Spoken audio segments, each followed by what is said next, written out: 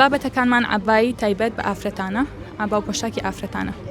ئەمە چاوانخانە. چاوان سۆران خێزانی دکتۆر عەبدوڵڵەتیف ئەحمەدە کە ڕێبەری سەلەفیەکانی کوردستانە. بزنسێکی تایبەت بە خۆی داناوە، پۆشاک و جلوبەرگی ئافرەتان دەفرۆشێت. ئەم دەرکەوتنەی چاوانخان یەکەم دەرکەوتنی ناوبراوە لە سۆشیال میدیا و ڕاگەیاندن و قسە بۆ میدیاکانیش بکات.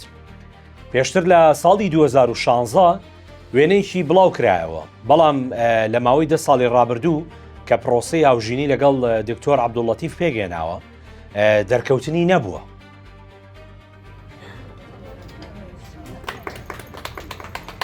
دایکی چاوانخان واتە خەسووی دکتۆر عەبدوڵڵەتیف بوتیکەکەی کردەوە، بوتیک وشەیەکی فەڕەنسیە لە دنیای مۆدەدا ئێستا بۆتە باو بەکاردێت، واتە دووکانێکی بچووک تایبەتە بە ستایل و جلوبەرگ یان ئێکسسواراتی دیاری کراوە.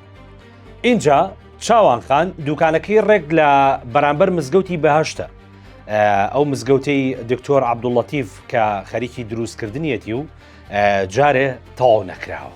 مامۆستای بەڕێ زۆر خۆشحاڵە و زۆر شانازی پێڵاکات و پاڵپشتی سەرەکی منە. کرم نییە بەڵام بۆنە من خۆشحاڵە بم و شانازی بە کورد و کوردستانی خۆمەوەکەم. لە ڕاستیدا ئەمە دەبێتە کرانەوە و هاندانێکی باش بۆ خەڵکێک کە تاوەکو ئێستا بە بیانووی دینەوە مافی کچان و خوشکان و دایکانیان پێشێل دەکەن، ڕێگری لە خوێندن و کارکردن و چوونە دەرەوەیان دەکەن. ئەم کارەی چاوانخانی هاوژینی دکتۆر عەبدوڵڵەتیف نیشانەی ئەوەیە نەخێر ئاینی ئیسلام ئافرەتانی کۆت و بەند نەکردووە لە ماڵەوە.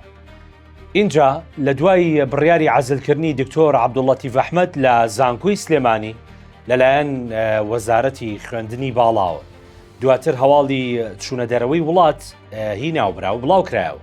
لە غیابی دکتۆر عەبدوڵڵەتیف ئەحمەد دەرکەوتنی چاوانسۆرانی هاوژینی لە سۆشیال میدیا دەنگدانەوەی هەبوو. پایتەخت میدیاش وەک یەکەم میدیا چاوپێکەوتنی لەگەڵ چاوانخان کرد، لەبارەی بزنسە نوێکەیەوە قسەی کرد. خەڵکیش کۆمنتێکی زۆریان نووسیوە، حتمما بە هەر لایەکا بێ باش و خراپەیە، بەڵام ئەوەی جێگەی سەرنج بوو بۆ من چەند کەسێک نووسی بوویان ئەمە ژیان و بڕیاری خۆیەتی، بۆ لە شوێنی خۆتەوە حکم لەسەر خەڵک دەدەی.